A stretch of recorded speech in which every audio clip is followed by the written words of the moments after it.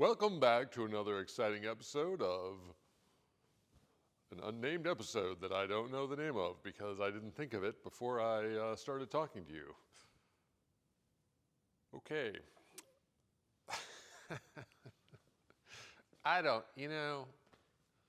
You walk up on me and you get what you get, okay?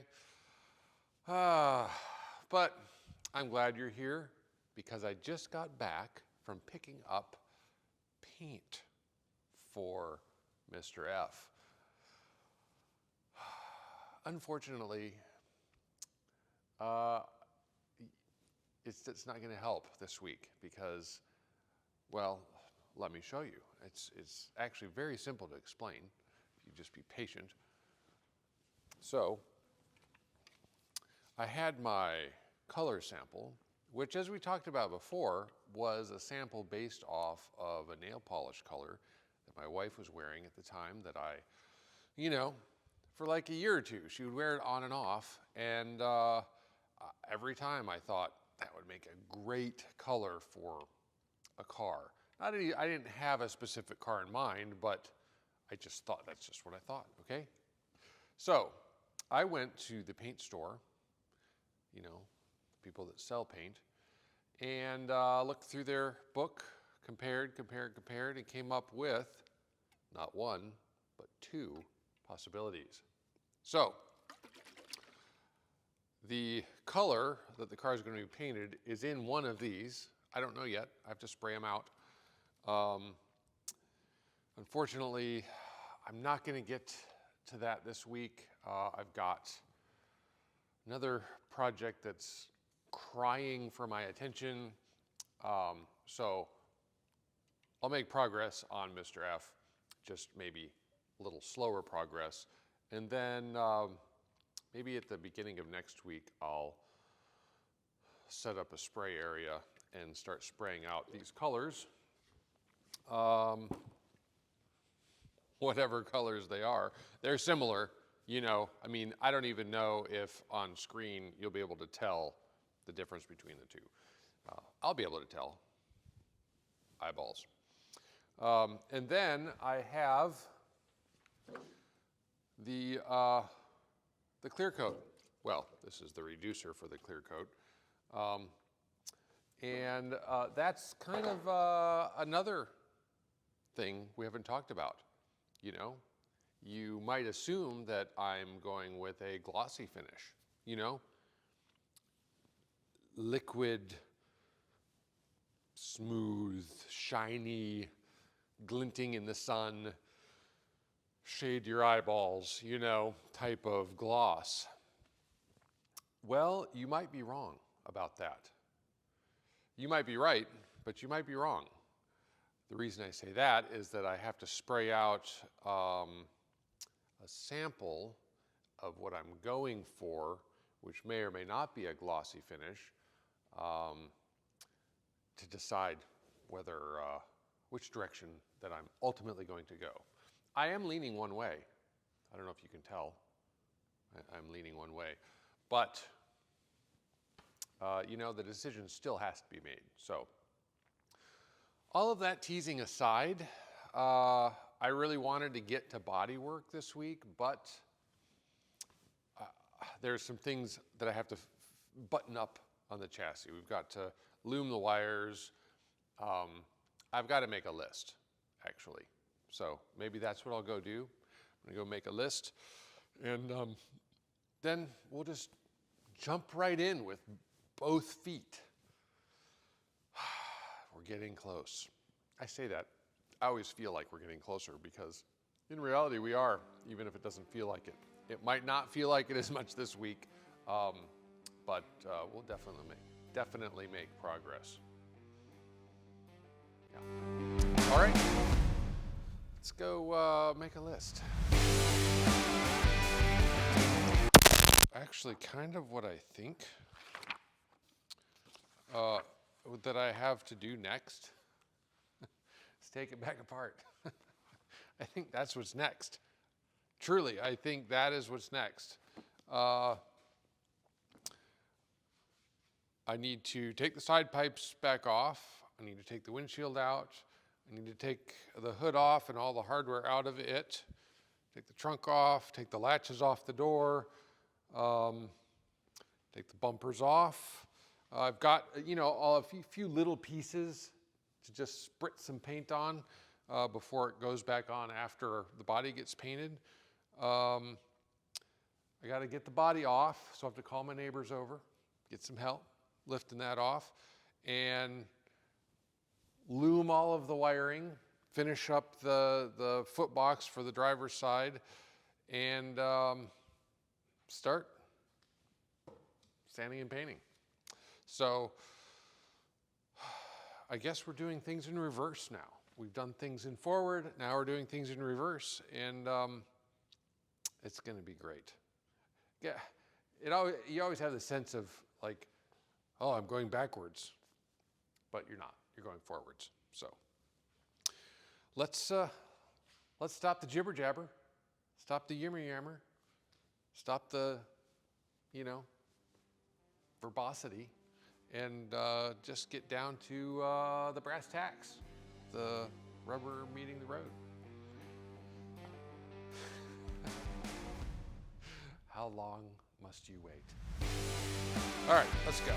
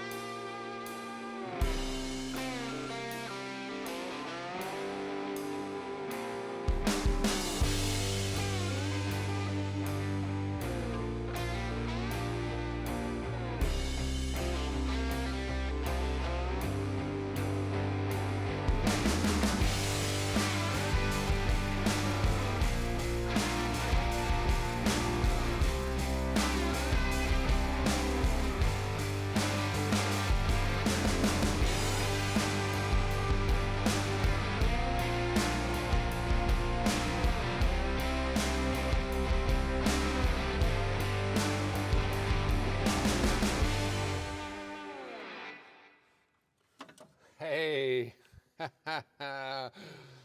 this isn't what it looks like, okay? I'm not cheating on my project with another man's project. I would never do that. I have permission. Everybody's happy. I'm not getting as much done this week on the Cobra because I'm trying to button up some things on this. A customer bought a used supercharger kit off another car and wanted it fitted on his car, but he has a electric water pump, so the pulley system wasn't working, and I had to, redesign it.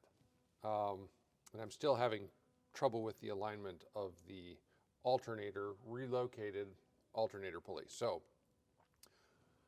you just tuned out, didn't you? Like 30 seconds ago, because why are we talking about this? All right then. Let's walk over to my project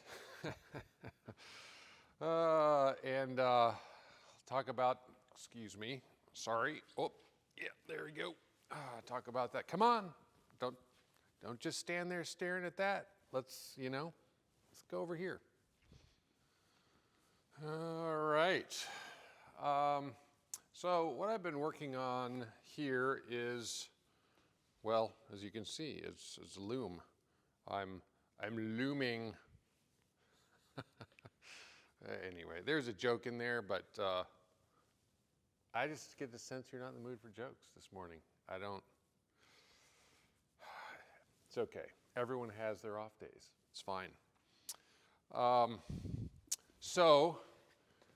Working under the dash, basically, so it sequences.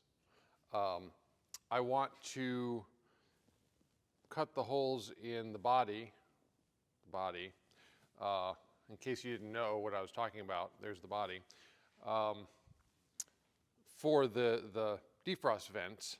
But before I do that, I want to verify that I have space where I want them. So before I do that, I need to neaten up all the wiring behind the dash. And while I'm doing that, well, I may as well do it for the rest of the car because that needs to get done. So that way I can also finish attaching this. I've done something a little different. So this is the harness that comes from the back.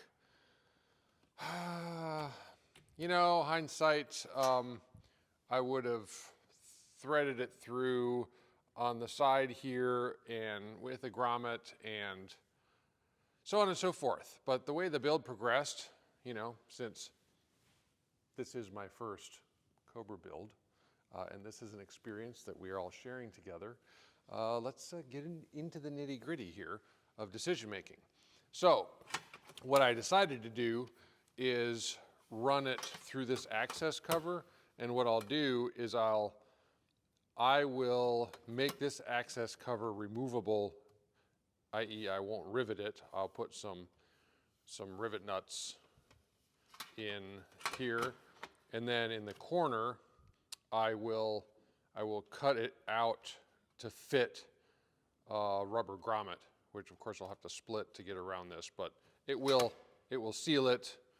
Everything will be happy, and then when I take off the cover, you know, this will just be hanging there. It'll be fine. It'll be fine. Not the most elegant of solutions, but my other solution is to pull all the wire from the back again, or snip, feed, crimp. I don't want to do that.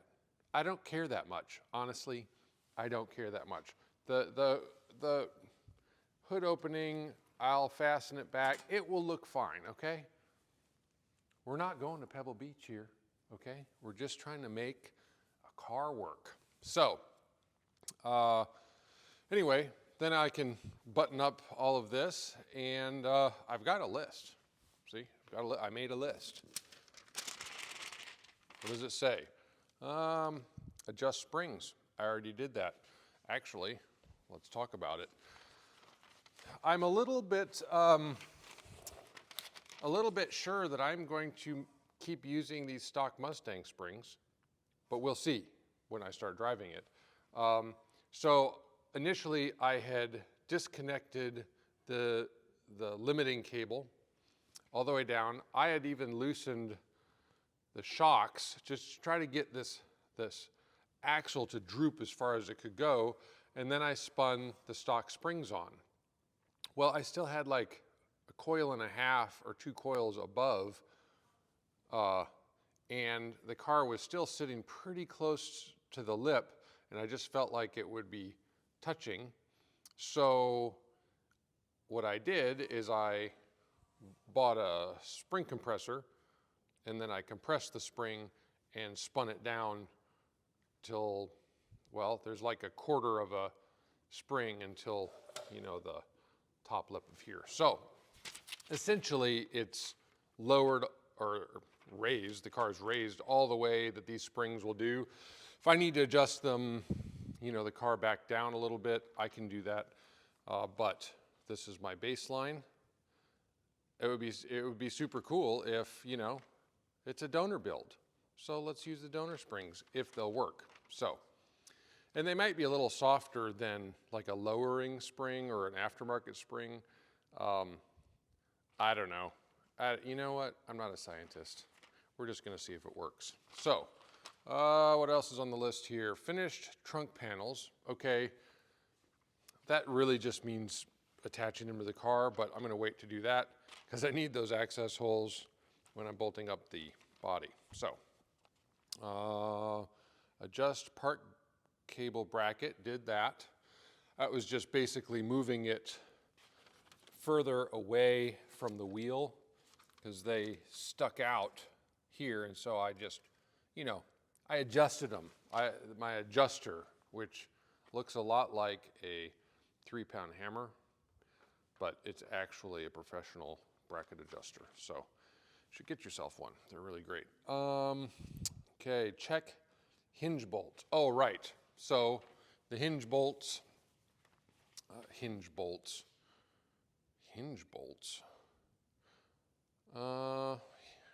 what am I? Oh, yeah. I'm losing my mind. Don't tell anyone. It's just between us. But that was basically just torquing down or tightening these hinge bolts since I had adjusted the door. We'll see when I put the body on. My luck, I'll have to do some more adjustments. But they fit nicely in the pre-fitting stage. So I'm just going to assume they're going to, you know, fit nicely. Let's see. Loom wires, I'm doing that. I have key install and phone charger. So in the, you know, when I went to start the engine for the first time, I had to run this wire. And this essentially is the key on wire for my, you know, switch. I could put a key in the middle of this, just an on-off key. So I turn it on, and then signal can go through this wire, and the car will start. Turn it off. The car probably, it won't stop because this is only during starting. But key off, then once I turn the car off, it won't restart again. I just don't know where I'm going to put it. I don't want it, I don't know. If I put it on the dash, I'm putting a hole in. You can sense my indecision on the subject. So chances are what I'm going to do is run this close to the bottom down here, and then I'll punt the decision, knowing that when I have the body on, I can access this wire and install. It'd be way easier to install a key in the dash with the body off, so hopefully I decide before then, but if I don't, I have the wire. So, and then a plug for charging a cell phone. I mean, this is 2024.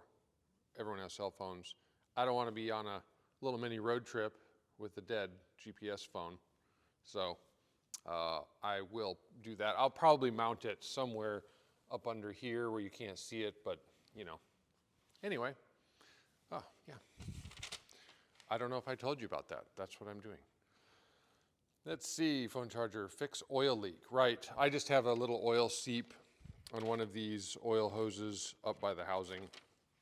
I'm not talking about the rear of the engine leak, which actually now I'm suspecting is oil pan, the gasket on the back. You know what? I can fix that later. I got to fix the other leak. It's not much of one. I mean, that's like forever, but you know, we don't want it leaking. So I will fix that. Finished driver footbox, new hood, oh yeah. So these nuts here holding the hood pins in, they don't have any lock washers or anything. So I'll take these off and then put a poly-lock nut on there so they won't move. And then defrost vents, we already talked about that. So those are the things that I'm going to be working on in the time lapse, and then if I run into something weird or interesting, or, you know, just get tired of talking to myself. That never happens, by the way. Then I'll bring you in. So I'll just kind of keep piddling away on that. A couple things, actually, you know, since we're talking, since we're chatting, since you caught me cheating on my project with another man's project, let's just talk about the body here. So a couple of things I forgot to do these headlight buckets. I did not pre-fit them, and so there may be some trimming I need to do to make them fit. So I need to pre-fit those. Also, I need to trim some of this lip on the inside here. Front and rear, I've got I drew myself some arrows, you know, where I need to take off some more material. Down here, you know, I've got that kind of stuff to do. And then I drew a line where the very back of the windshield was, and where these holes are drilled is where the dash crossbar is. So basically, somewhere in here-ish is where my defrost vents will go. Yeah, so that's why I did that, to kind of give myself a frame of reference. So anyway, that's the news. So let's get back to, well, there you go, perfect timing. Let's get back to it.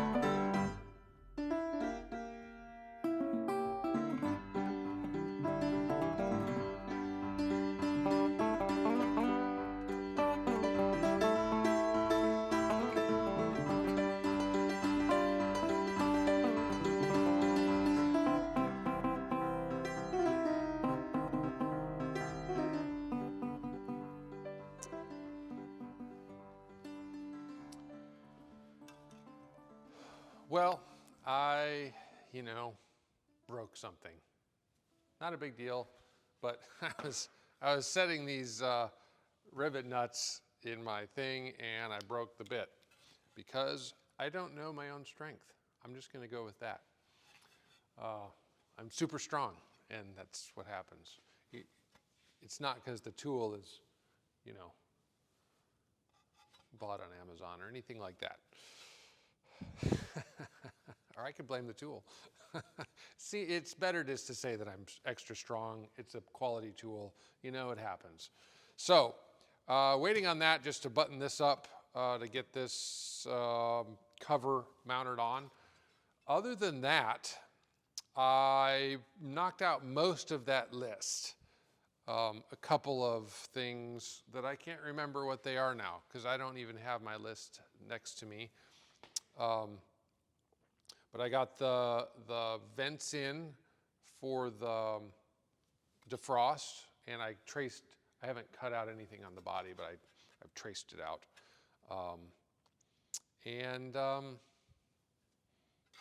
Yeah, that's it. I am super glad that you stuck with me and love having you follow me around the shop. You might notice in the background there is an inflatable paint booth laying on the floor. That's because my goal for next week, at least one of the days, one of the mornings, a couple of hours, I don't know, is to do my color spray outs. And of course, I'll share it with you. You'll get to see what I'm dealing with and colors and textures, all of that. It's exciting. Again, I end an episode saying it's exciting. It's because it is, okay? So, whatever. I need a snack. That's what I need right now. So I'm gonna go get one, and you do what you want. See you next time.